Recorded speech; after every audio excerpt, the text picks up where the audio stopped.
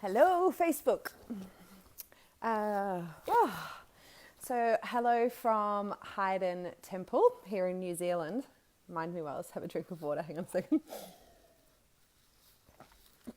Yes, so hi from Hayden Temple once again, doing a live interview because we're actually doing a series promoting. Oh, what? Hang on, I've got my next guest is just coming on, so I just got all distracted and excited. Yeah, so actually what I'm just going to get her on and then I'm going to tell you what we're doing once she's on because I'm too excited. Let's bring her on.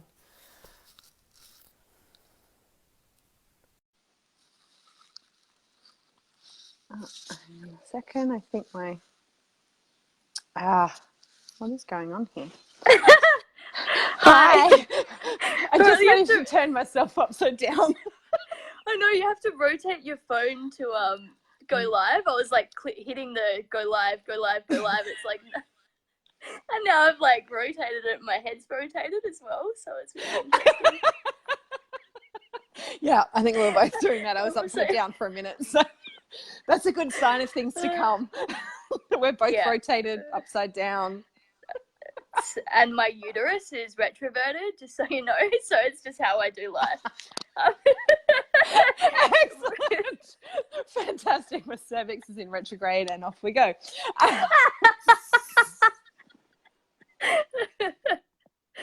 I like where this is going already. Yeah, so good. So welcome, Sigourney. Hi. Thank you. Thanks for having me. Oh, such a pleasure. So those who are tuning in, this is actually an interview series that I'm doing for Inside the Temple, which is a new platform that's in the process of being birthed as we speak. So I'm currently doing a Kickstarter campaign and that's what part of this is about. And so the last few days and for the next week, I've had different teachers and mentors and inspiring people from around the world coming on to share a little taster of their gifts so that you can get a vibe of them and so you can get a vibe of what's to come for Inside the Temple.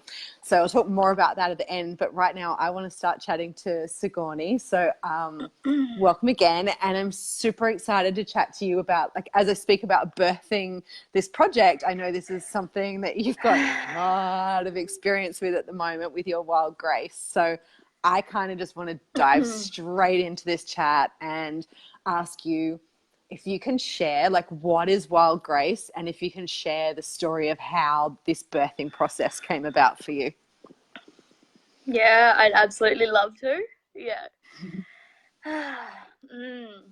So Wild Grace it's something, it's been like kind of germinating, is that a word? Germinating? I was going to say so. Ruminating, which isn't the word. Gestating? Gestating, that's the word. Gestating. I think it's germinating if you're a plant, maybe. I think so. So it's been an idea that's been within me and kind of like slowly being pieced together for a few years now. And really it actually first dropped in, which is quite funny. It first dropped in at a nightclub. I remember, I remember years ago there was an opening of a nightclub. And I wasn't drinking, so I've been sober for 6 years now. I went quite hard when I was younger and got very sick, and then decided to go. I'm quite intense. I'm a very intense person. So I go all in or I'm all out. So it was just like, I've got if I have one drink, I'll just absolutely go all in. So I was like, I have to completely go cold turkey. So yeah, it was probably about 6 years ago that I decided, no, I'm not drinking anymore. And I went out. I think this was the last time I really went out clubbing or whatever. And I went out to this bar and I was just like, oh, I'm so bored. And then all of a sudden I was like, all right, so I'm just going to jump. I jumped up on the, there was like a bar and there was like a center, like a podium thing with a big like pole in the middle. I was like, just jumped up and I just started erotic dancing with this pole, and everyone was just like turn their head and they're like, whoa, like there was magic. I could feel the magic of like people shifting and turning their heads, like just feeling an energetic shift in the space. And all of a sudden everyone was just up on these tables and on the bar just dancing, and I was like, oh fuck, I want to do this for the rest of my life. I was like, what if I could do this for the rest of my life? I was like, this is my thing. And that was, yeah, so that was, I create movements. That's what I do. I like get things started. I initiate things. That's what I'm good at. Anyway, so that passed, and there's been lots of just moments over the years where I've just had these, you know, those moments of direct clarity where you're like, oh, this has got something in it for me, and I know this is a piece. And it's like, and then often when that happens, it's like I want to run with it right there and then. The idea, I want to do the thing now, and it's like then you go and you push to try and make it happen. It's like you're pushing up against this wall, and it's like, not now, but you're like, oh, but it's so exciting and this is my passion. And it's like, no, there's still things to come, and you haven't gotten everything you need to actually make this happen. So it's been there, and it's been gestating, not germinating. For about 6 years. And another strong time where it really fully dropped in was I was at a conscious yoga festival in WA, and I'd been working with some plant medicines with some friends in ceremony, and I just remember I went into a really dark place within me. And I just was like laying on the ground, and I actually like said to a friend, I'm like, you've got to call my parents, I'm dying, like this is it. And they're like, Sigourney, we're not calling your parents. I was like, no, I'm like, it was one of those moments, and they're like, let's just come this way. So they like took my hand and we went out to the dance floor, and I think Daya Dover was playing actually. And it's funny because she's been there twice when this idea is really anchored. And yeah, I was on the dance floor, and all of a sudden I started moving my body, and the density within me, the darkness just shifted. I was like moving my body, and I was like, oh, it's gone, I'm fine. I'm like, oh, I just needed to move. And then I was so energetically attuned that night. I think there was a big moon, or there was some kind of astrological, there was something on I was extra sensitive anyway. And then on top with plant medicines, I was like all of my, senses are really heightened, and I could actually see and feel conditioning patterns from people's bodies coming out from their bodies and actually hitting me, and as they hit me I felt the emotion behind them. And I was like, okay, and then I'd move and I'd breathe and I'd sound, and it would just release. And I was like, oh, and then I started playing with like moving these emotions through my body and seeing how they, my environment and the people I was around was directly affecting the way that I felt, and how through movement, through breath and sound, I could actually just shift that in a moment and come back to my core essence. And I was like, this is profound. Like, this is like, dance is, there's been so many pivotal moments for me where I was like, dance is what I need to be gifting to the world. And it is my modality that I work with that helps to shift things within me so instantly, like within a single moment. If I'm feeling trapped and in my head, if I just drop into my body, I can move that. And it's only when I'm like, resisting it that it becomes a problem anyway. When I start to come into the embodied feeling of what's happening, it's like, oh, it's really fucking beautiful, whether it be like deep grief or anger. It's like, oh, I fucking love this, like it feels so good. So only when I'm like trying to fight it that it becomes an issue and I suffer. So I'm going on a segue. I'm going to bring myself back. Love it. But you haven't called me on it yet, so no, I know. I'm just letting you. I'm enjoying kind of rolling where we're going. So, but yeah, come back. So I've been collecting pieces over the years, and then I was speaking to you before about, just before this, I was like, is this like the process in which I birth ideas and projects? Has this got anything to do with the way that I was birthed into the world? Because it seems to be that there's like this long gestational period, and then all of a sudden it's just like now, like I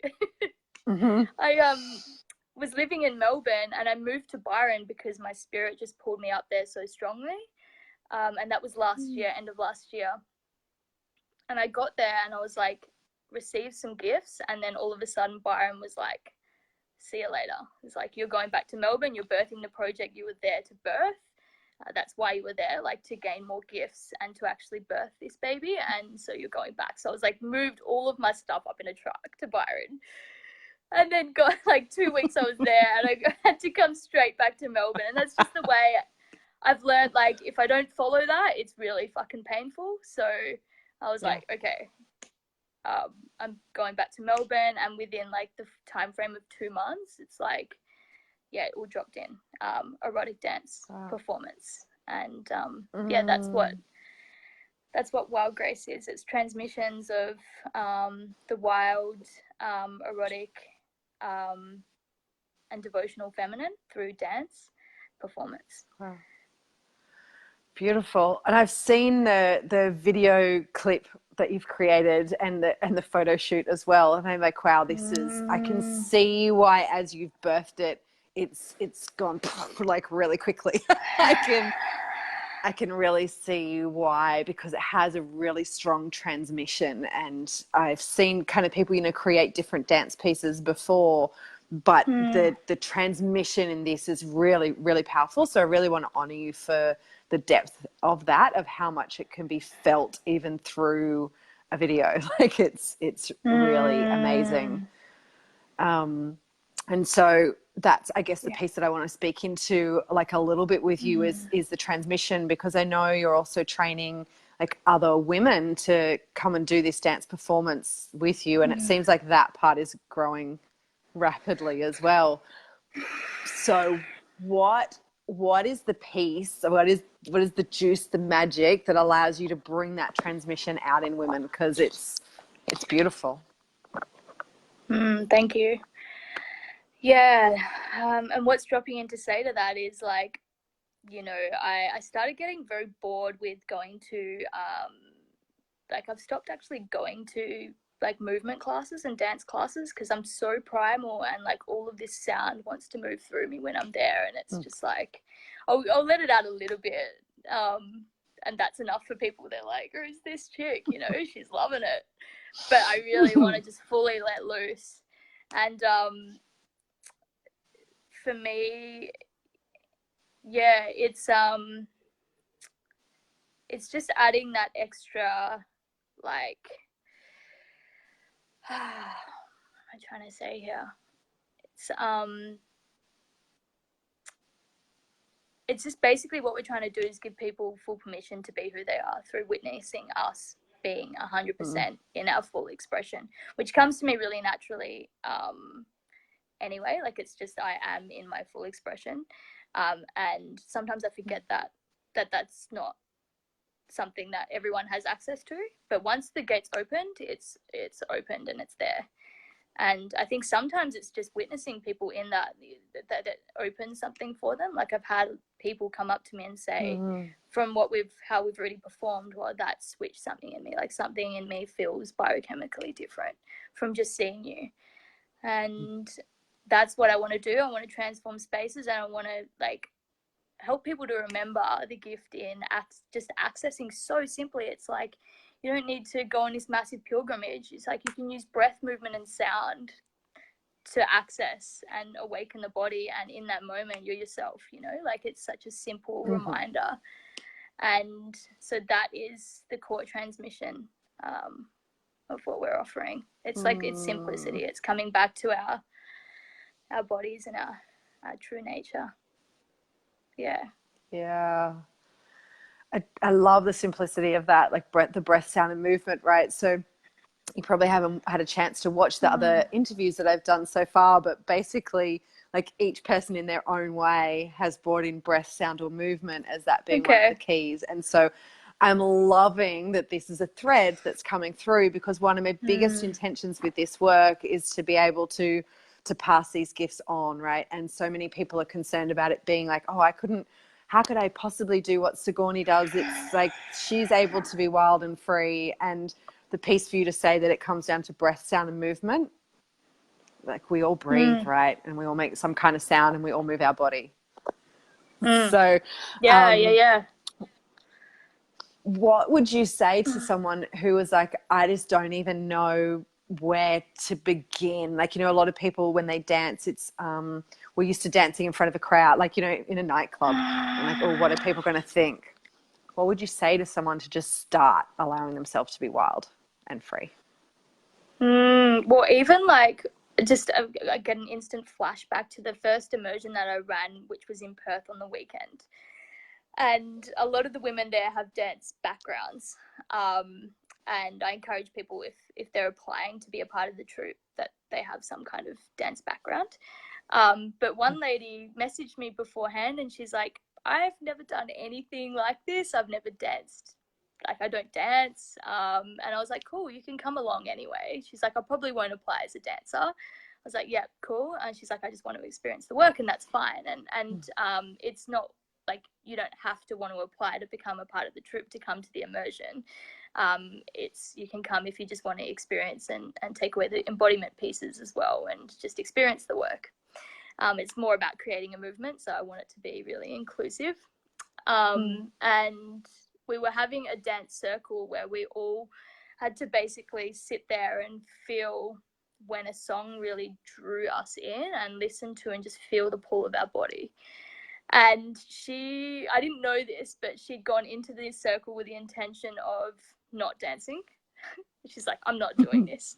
She told me after.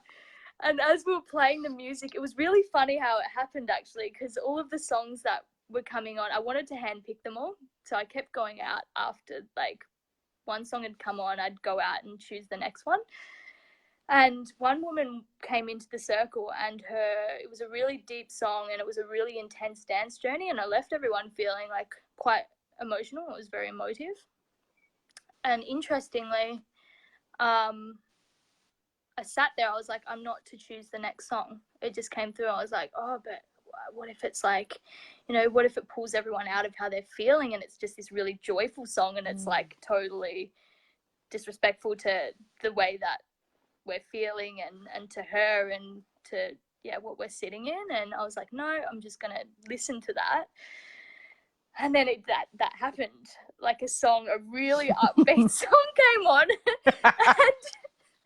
and it was I think it was called The Devil in Me, and we're all having a laugh before because this lady also, she's quite rigid, and she pulled the card Rock Woman before we went into the circle. We're having a bit of laugh about that. Anyway, this song pulled her in. She's like, whoa, she just got swept into the circle. And the funny thing is, like, the words, like, you bring out the devil in me. And she just, something in her switched and she just turned on and she came alive. Awesome. Yeah, it was amazing. We're all sitting there and like my face, honestly, it felt like I had Botox. I was like so happy. My smile was like this, and I was looking around the room and everyone else was just like blown away.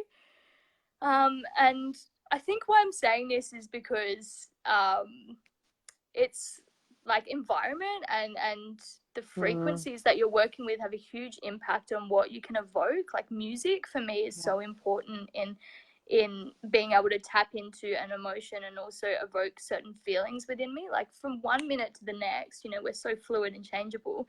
I can listen to heavy metal and evoke a feeling of fire and passion in my body and use that to ignite something within me. And the next minute I can listen to some classical music and it will just soften me.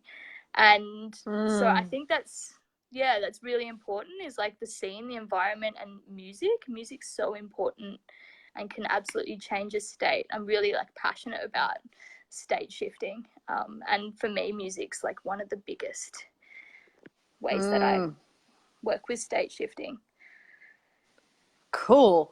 All right. So then what I'm hearing is like for someone to use breath, sound, and movement, and then also to like play with different types of music to see like what kind of expresses through them. And then also heard you speaking about like it was what music moves them. I'd love you to speak more into what you mean by that. Yeah. I mean, like my whole chart's water. And mainly Scorpio energy, 6 planets, with a touch of fire as my Leo rising.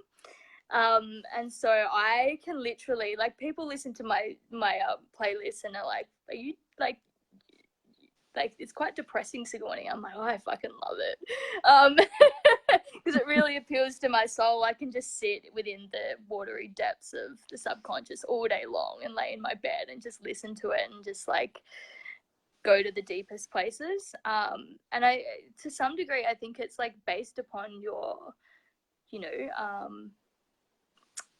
your, what's the word I'm looking for here? There's a word that I can't quite get. Like everyone's built quite differently and responds to different things. Is what I'm trying to say. And yeah, I don't think there's like one tip. No, and it changes. Like I used to hate metal, and then recently I went and watched a metal band, and it just, something within me was ignited as well, and I was just like came into myself. So yeah. Cool. So with Wild Grace, I get the wild bit. I fully get the wild bit, because I feel that in you, and I feel you're a permission giver for other people to kind of bring in their wildness and just fully be who they are. And then I wonder where the grace part fits in that. Like I love this polarity that you're bringing in. So I'm wondering if you can kind of speak more into the grace side for a moment. Well, I feel like when you surrender to the wild, it becomes really graceful. Like when I allow like my body to move, when I allow like the natural innate expression to come through and the natural forces to come through, and I like surrender to that, I can access states of grace. Like when it's like that when, because the energy, you know, your feminine energy, which starts at your base and then rises up, when you actually allow like yourself to surrender to how she wants to move you, it allows the energy to flow freely through you, and it actually comes and it moves through to your heart. And it's like a tantric sublimation practice where you can actually channel it up to your third eye and crown and actually reach those states of grace and experiencing God and the light. And you can actually, through dance, access those states. So there's a grace within surrendering, and whether, no matter how that looks, it's like it doesn't look a certain way, it doesn't look like stillness, and sometimes it does as well, but sometimes, you know, I can reach the most peak ecstatic states when I'm allowing myself to fully surrender to whatever's there, and sometimes it doesn't look as what you'd classify as very graceful. Yeah. But it feels graceful, and it doesn't feel graceful to resist it. Yeah. Actually, that's another piece I would really love you to speak into, is that piece of like where we worry about what it looks like.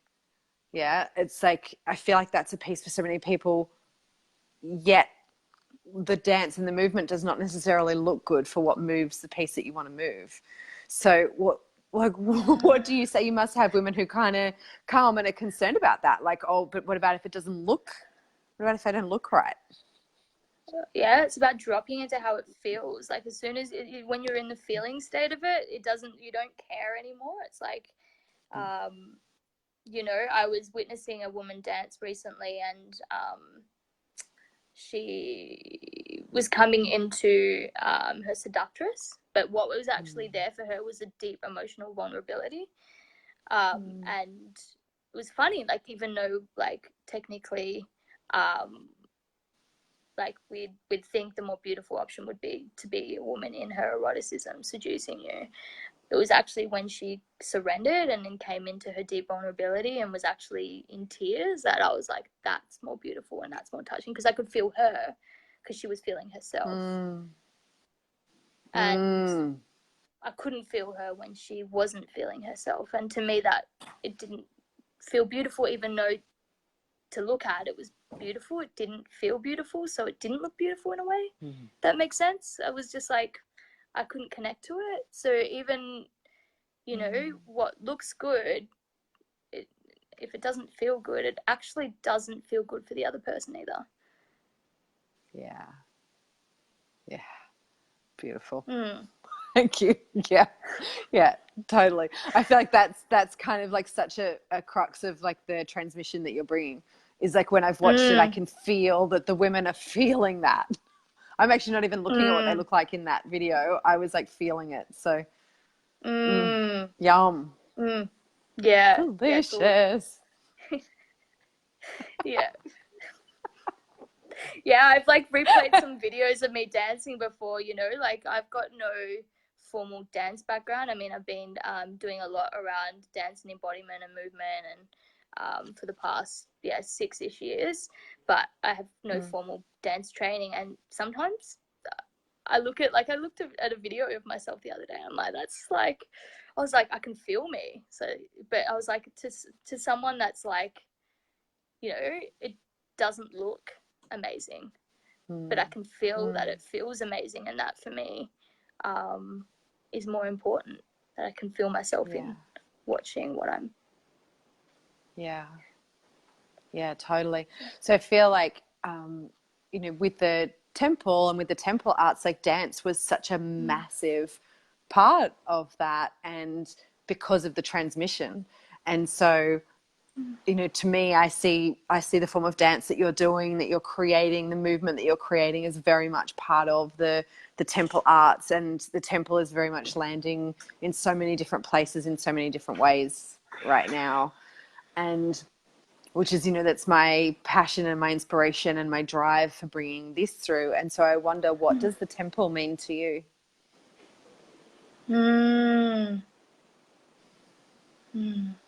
The temple, as in your temple space? Just the temple. Yes.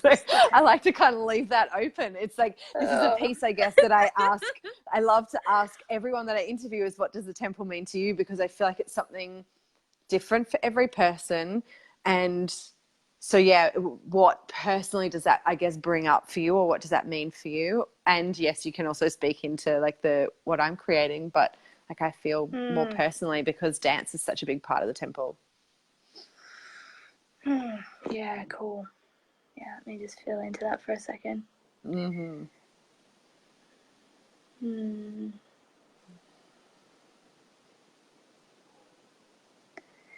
think anywhere can be a temple space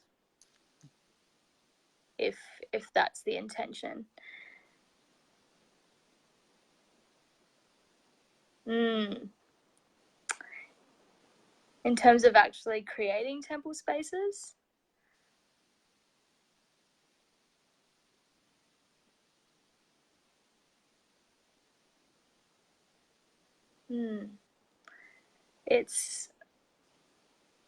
it's a space where we can give, like, we can create a space that allows us the safety, I guess, to go to places within ourselves that we don't feel like we necessarily can normally. For me, that's what a temple space is all about.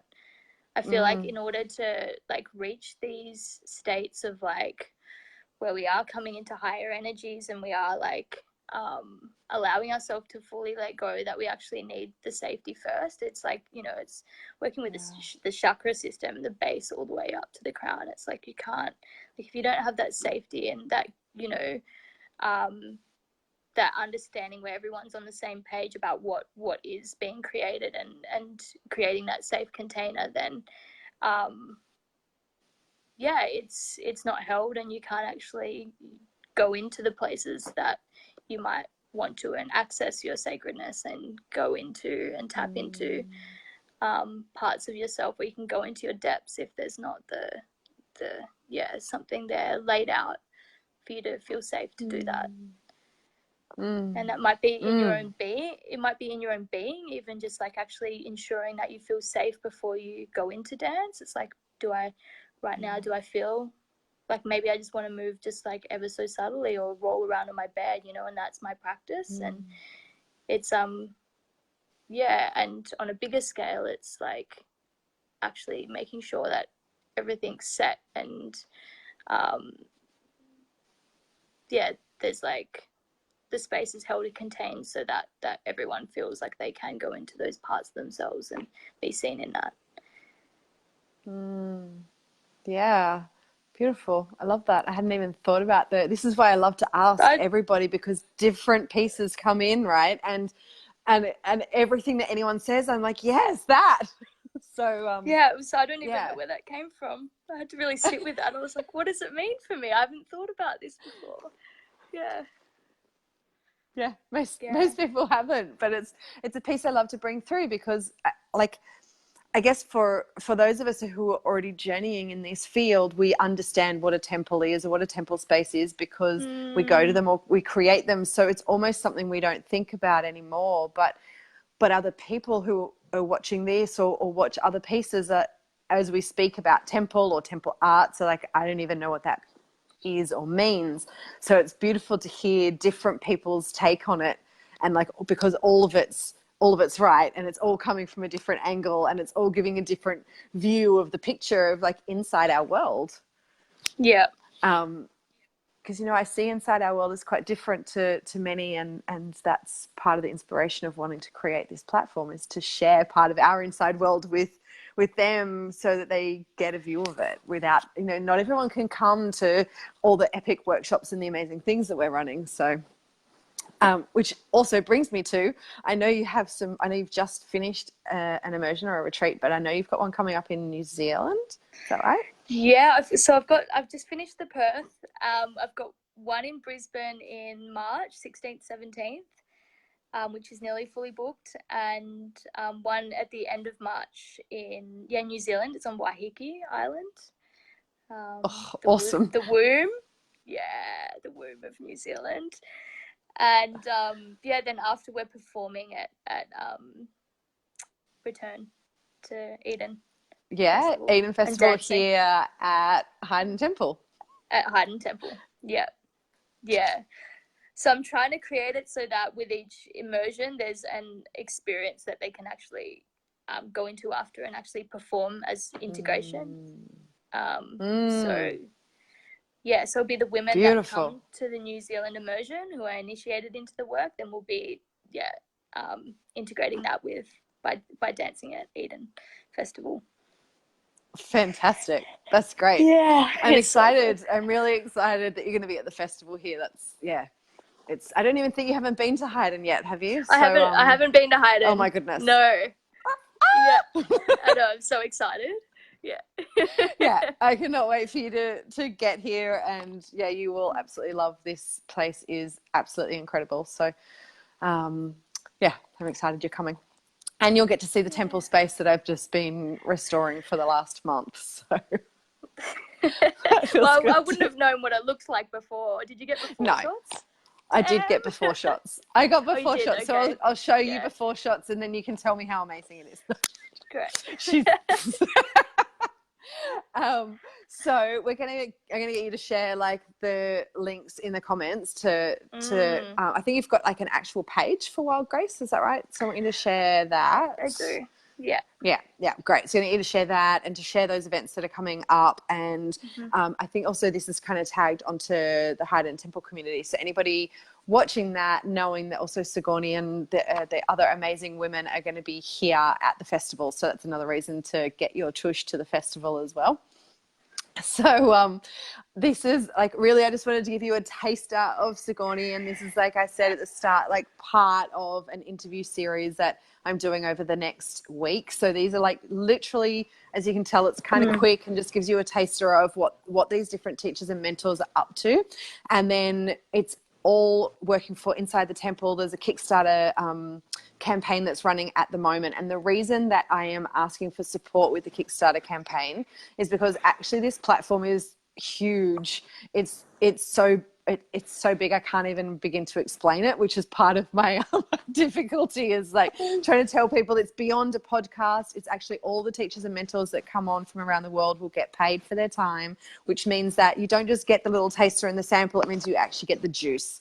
So they'll come on for like sharing deep interviews over long periods of time, or courses, or like all sorts of stuff where you get the good stuff. Like there's, you know, we can get podcasts everywhere. I want the juice. I want to get into the nitty gritty. So if you've enjoyed this with Sigourney and you want to know more about her, check out the links. If you're interested in what Inside the Temple is, I'm going to put a link in the comments for the Kickstarter campaign. I would love your support, either with sharing this video, sharing the link, or getting on and financially contributing, or maybe you know other people that you want to be speaking or interviewing or being part of the platform. Please contact me if you do. So Sigourney, thank you so much for your time, darling, and hopefully we'll get Inside the Temple up and running really soon and be able to have you featured on there, because I would love to actually dive into more about Wild Grace and possibly like do some of it with you and film it. So yeah, I'd absolutely love that.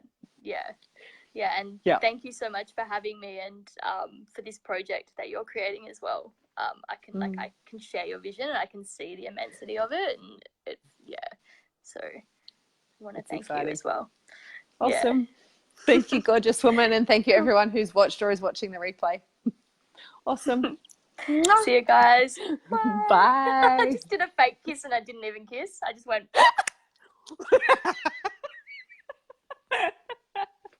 I love you.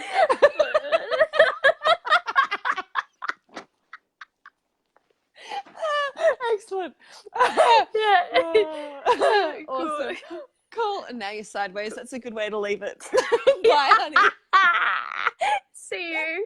Bye.